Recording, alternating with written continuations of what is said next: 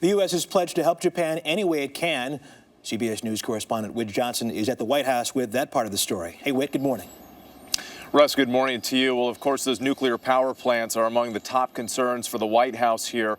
President Obama has been in direct contact with Japan's prime minister. The U.S. Department of Energy has been in contact with their Japanese counterparts. And the U.S. government really is sparing no resources for a country the president calls one of our strongest and closest allies.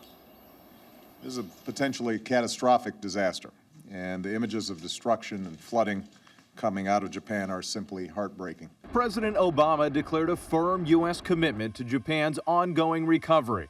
The White House is monitoring each development on a tragedy that, for the president, hits close to home. I have such a close personal friendship and connection to the Japanese people, in part because I grew up in Hawaii, where I was very familiar with Japanese culture. The U.S. military effort includes at least 6 Navy ships steaming towards Japan. They're deploying from the Western Pacific, as far away as Malaysia and Singapore, where the USS Blue Ridge loaded relief supplies ahead of its voyage. During a surprise visit to Bahrain, Defense Secretary Robert Gates announced all U.S. military facilities survived the devastation. A very sophisticated country, but this is a huge disaster, and we will do anything we're asked to do to help out. Beyond immediate needs for water, food, shelter, and medical supplies, USAID has deployed disaster response teams, search and rescue crews, rescue dogs, and equipment. Our counselor efforts are literally 24/7 to make sure that